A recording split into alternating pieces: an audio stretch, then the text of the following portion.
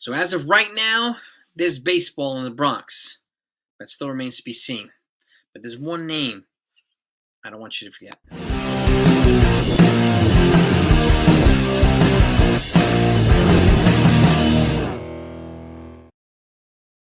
What's going on, everybody? Hope you're doing well. Hope you have a great weekend, too. If I don't get to see you before that. So, as of right now, the gates are going to be opening at 5:30 for a game tonight. Now, that could change in an hour or so. Who knows how the weather's going to be. The weather doesn't look that great right now. So, there's a chance there could be a rain out. And then we have the flying under the radar upstart San Francisco Giants in town to face the Yankees for the next 3 games. So, this is going to be a tough series. And then they get the Royals after that. So, and we'll talk about it every single day. So if you're a Yankee fan and you're not subbed to the channel, make sure you do that right now, okay? And if you're just, no matter who your team is, baseball fan, please hit the subscribe button. If you like baseball and football, please hit the subscribe button because we cover that too. And as per request, I'm going to be doing a lot of mock drafts in the next week or so leading up to the draft, the NFL draft, which is going to be on Thursday, Friday, Saturday, 24th, 25th, and 26th of this month. So that's going to be right around the corner. And I got a couple people, several members of the 161 family asking me to do mock drafts. I've already done the Jets. I'm going to be the Giants. I'm going to got a couple of the mock drafts coming. So stay tuned. Okay. But there's one name going back to the Yankees that I don't want people to forget. Okay. It's Yandi Diaz. Why? Yankees are still looking for a right-handed bat. Okay. It's clearly not going to be Oswald Peraza and very likely not going to be Oswaldo Cabrera. Okay. To be the starting third baseman for the year. Okay. As much as we want, I get it. Totally get it. I think Oswaldo Cabrera's best value is going to be the utility man. Okay. And he tends to play well or better when he's playing sporadically.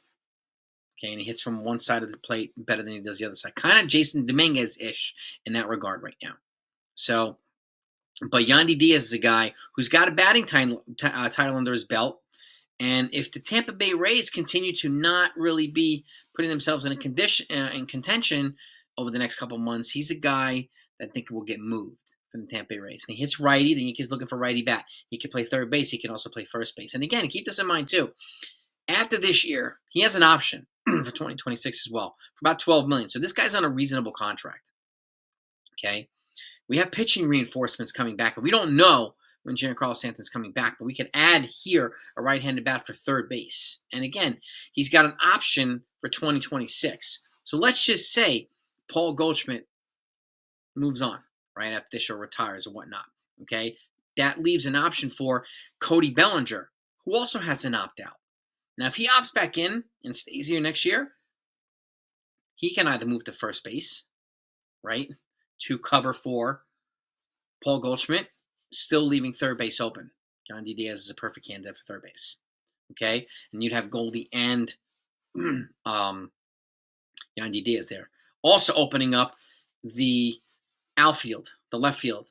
And I know a lot of fans want the Yankees to pursue Kyle Tucker. So he's going to be a free agent next year too. And don't think he's going to get anything less than what Vladimir Guerrero got. Because he's not. Okay? He's going to get $500 million too. Probably be for less years, but a higher AAV. Because he's going to be 29 next year. Vlad's going to be 26. So he's a guy, and he's off to a little bit of a slow start this year, but I don't really care. We're only 2 weeks into the season. Whether you're a pitcher or a hitter, it doesn't matter what start you off to right now. You don't need to be concerned or worried. There's so many people pushing this concerned or worried narrative all across Twitter, right?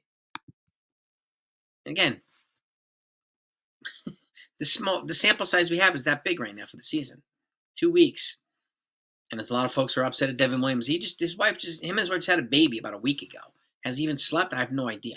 I know I was a zombie when we had our first kid. So, for a little bit too. So you have to adapt to that. We've also had not good weather.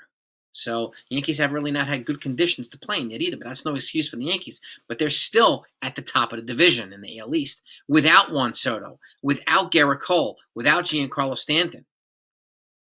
Without those 3 heavy hitters, none of them are here. Okay? And at least 2 of them won't be back this year at all. Soto and Cole. There's a chance Stanton can come back, maybe. But thank goodness we have Ben Rice performing well right now. When Stanton comes back, I wonder what happens. Right? They got to figure out a way to keep Ben Rice here. So right now, the other thing is what type of lineup do we want to have? And I mentioned this recently in a couple of other places. And if you haven't heard of my, we have a new podcast, New York Yankee Mania, with myself and NFE and Joe, who's a member of the 161 family. If you don't mind working your way over, I will attach it down to in the video down below or in the description down below. If you don't mind hitting that subscribe button, show your support. It's greatly appreciated. So we're going to talk about Yankees. We're going to talk about a lot of other things as well.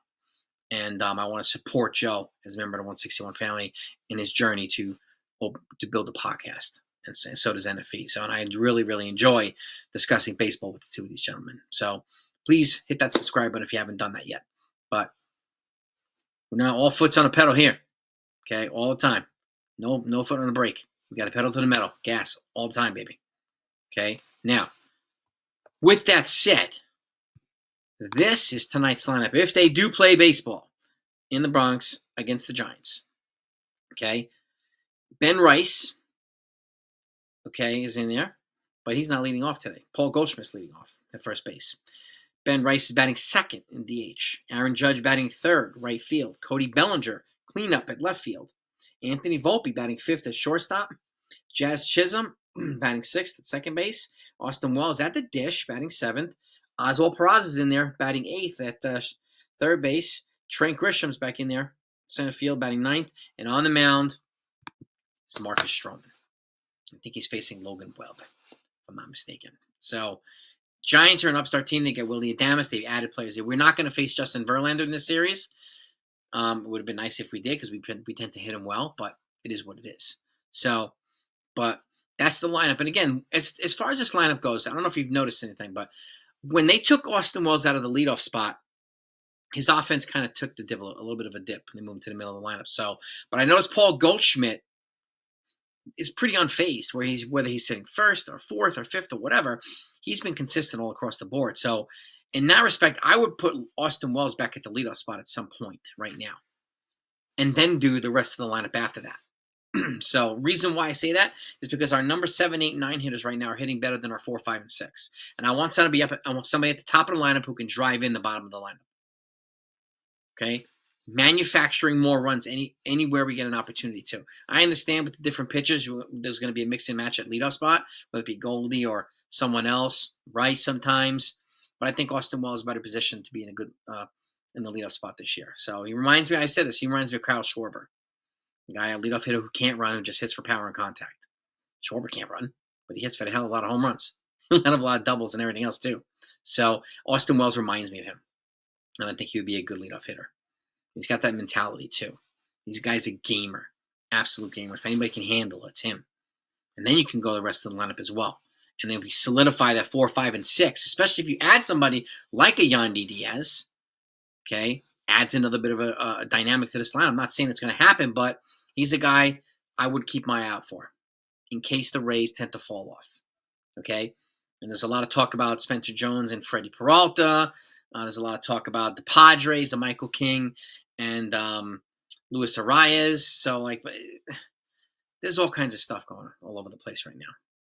But probably the most doable trade would probably be a Yandi Diaz.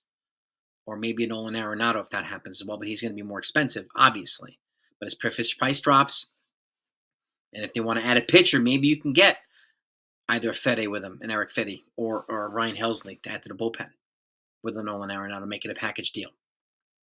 We'll see what happens. See what the numbers work out. So, but I'll keep you updated on the lineup tonight too, or the game, I should say, whether they're going to play or not. If it's rained out, you'll know immediately. If it does rain out, that stinks. But I want to see some Yankee baseball, and I want to see them back home, getting back into the winning ways. Okay. Getting back into the groove before they head out to George Steinbrenner Field, their own stomping grounds, where they're going to be the away team against the Tampa Bay Rays for 4 games. Yankees are going to play in Steinbrenner Field. They're going to be the freaking away team. So that's crazy, but it's true.